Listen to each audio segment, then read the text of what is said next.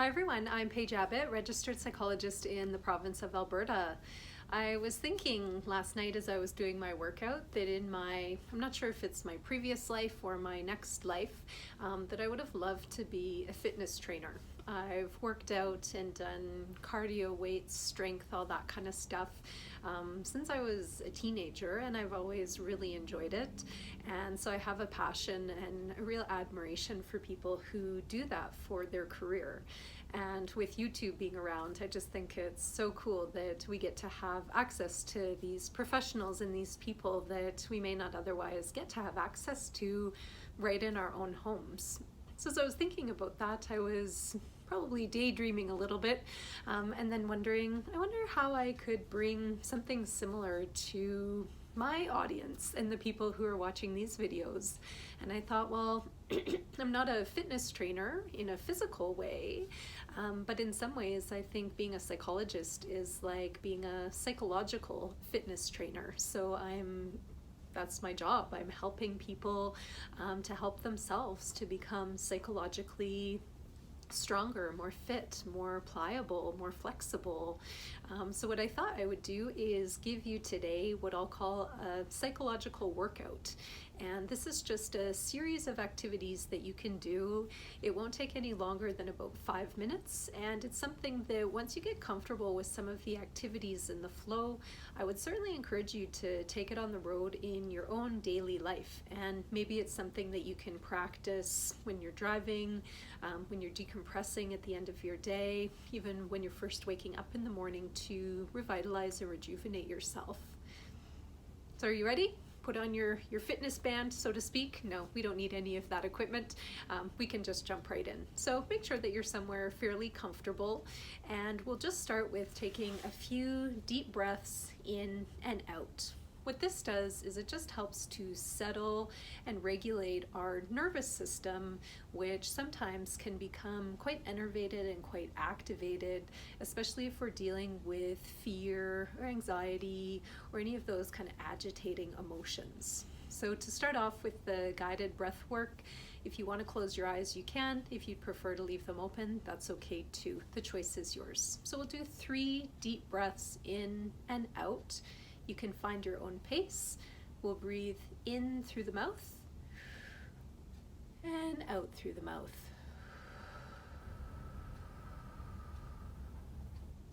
And just really feeling yourself push out that extra bit of breath that sometimes we tend to hang on to. You can also try doing it with breathing in through the nostrils to get that really full, nice breath, and then out through the mouth. So we'll try that one for the second breath. Breathe in through the nostrils,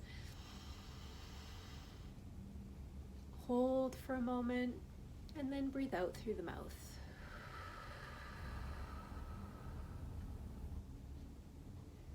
And last one, I really like breathing in through the nose, out through the mouth, so I'm going to do that one for the third breath. You can experiment with a technique that feels good for you. Some people do like to do alternate nostril breathing, so closing one nostril, breathing in through that side, exhaling, and then flipping over to the other side. So whatever works best for you. Deep breath in and hold, and release. And what you'll hopefully notice is even with 3 breaths that are conscious, purposeful, big and slow like that, just helps to feel a little bit more settled than when we began. And you can expand that. You can do 5 breaths, you can do 7 breaths. I wouldn't recommend doing more than about 10 because sometimes that can kind of throw off people's natural breathing rhythms after that. But doing, a handful of those can just be really nice. And even just doing 1 of those deep breaths in and out regularly throughout your day can really help to regulate that autonomic nervous system, the one that tends to act and react to perceived threats.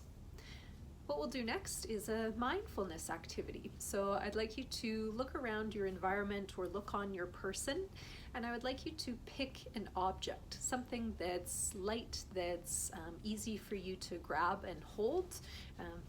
I grabbed my Freud doll. So this is my Sigmund Freud doll that my brother gave me years and years and years ago when I was just starting my career. Sometimes people mistake him for Colonel Sanders, but he actually is Sigmund Freud, the psychoanalyst. So I grabbed Freud because, well, for when he makes me laugh and he makes me happy, but also because there's a lot of texture and there's a lot of different elements to him. It's okay if you have something more kind of simple, like a tissue or a stone or an object like that. Pieces of jewelry are really helpful, clothing, scarves, bracelets, things like that. But again, you can also pick anything in your home. You can pick a mug or a plant that's near you. We just want something that you can literally hold and do some mindfulness work around. So what I would encourage you to do is we're going to engage our senses. So just spend a moment really connecting with that sense of touch. So whatever object you've grabbed, whether that's on your person or separate from you, just spend a few moments physically touching that object, getting to know it with touch. Again, if you want to close your eyes, sometimes that can really help us to focus on that touch. And all I want you to do is really notice and even describe to yourself how that object feels. So for instance, my Freud doll feels very soft and smooth when I'm rubbing my fingers up the jacket, but when I'm moving down, it feels kind of coarse, grainy. There's a roughness there. If I touch the beard, that one feels softer. There's a point to the chin, there's the seams. So really taking time to focus on what are you touching. This helps to engage our minds in the present moment, hence the term mindfulness, and just helps to get us out of our heads for a few moments. We're way too congested and backed up here, so it's nice to have these opportunities to take a break. The next sense that we can engage with the senses is vision, so sight. So usually with an object, the easiest ones to do are touch and sight. So for this one, just literally taking time to look at your object and describe it to yourself. So for me, I'm looking at the crookedness of Freud's little glasses, how they can move, his eyes, how they're looking at you very intently. He wants to know all your deepest, darkest thoughts. His little ears and how they stick out, his hair, the jacket.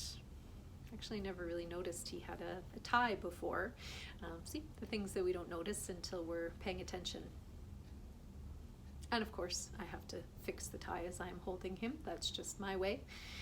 He's got little buttons. So again, just taking time to really connect with that object that's in front of you. It can be nice to have something with some visual appeal, so meaning some different visual elements, and that's where jewelry, stones, crystals, home decor kind of objects can be really helpful, because they often have lots of different elements that we can use for touch as well as sight. We can also engage our other senses, so sometimes people will have a scent, maybe it's potpourri or incense or a vaporizer with lavender or lemongrass or something like that in it that they can take some smell from, just to stimulate that smell, the sense of smell, because that also helps to connect us to sometimes memories. Smell is a powerful association with memory, and also to ground us in the present moment. The next thing I would like you to do, we're going to do a cognitive engaging activity. I'd like you to recite the alphabet backwards. So starting with Z and going to A. Take as much time as you need, and if you need to pause the video, you're welcome to do that.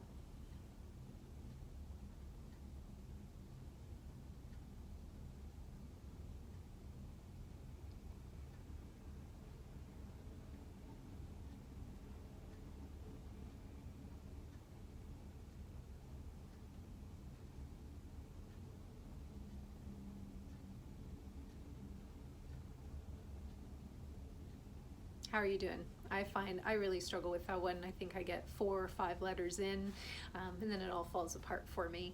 But that's a cognitive stimulating exercise. So what it's trying to promote is cognitive flexibility. We're so used to doing things in a certain way. So we know A to Z instantly like that, but we don't know Z to A as well. So doing things like that, obviously if you keep doing that one day after day, you are going to become familiar with it, and it's going to become routine, it's going to become habitual. So you will need to find different things that you can challenge your brain on. This is where puzzles and kind of fidget toys or those wooden block games can be helpful. Again, something that our brain's not used to that we can challenge ourselves with. Things like Sudoku, crossword puzzles, word searches, preferably things that are in person and physical rather than online games, because sometimes that has a tendency for us to, again, become more distracted rather than cognitively engaged in that activity. But it can also look like doing things differently in your daily routine. So practicing brushing your teeth with your non-dominant hand, doing some writing or coloring with your non-dominant hand, taking different routes on your way to work or the grocery store or home, going for a walk, but trying out different routes every time you go for a walk, promoting cognitive flexibility. This helps to keep us psychologically fit, and it does also help to stave off certain medical conditions like cognitive decline as we age. So it helps in the here and the now, but there's also a preventative element to it as well. Now to tap into more the emotional and psychological part of psychological fitness, I'd like you to take a moment to think of 3 feelings that you've experienced so far today. You can write those down, or you can simply reflect on them.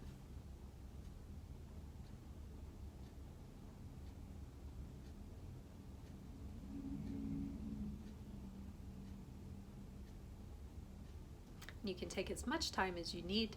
For me, so far today, it's just early in the morning while I'm making this video, so far today I've felt happy, I've felt excited, and I've felt joyful.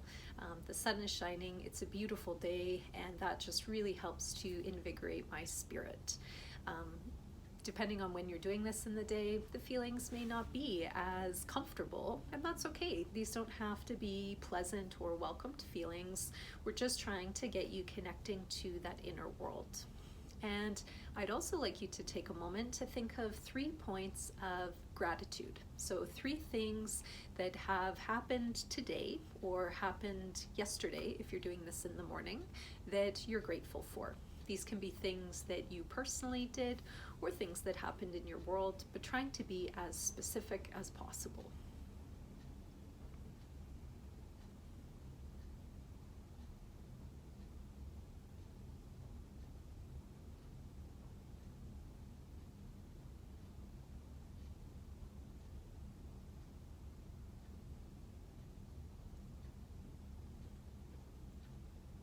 And again, you can take as much time as you need with these. You can pause the video, you can come back and review this at any time. You can even write down the template and the flow if you would like to follow this on a regular basis. And the last thing is I would like you to come up with 1 point of affirmation towards yourself. So something that you value about yourself, an intention that you have for yourself. So examples could be, I value my inner strength. I appreciate my independence and my courage.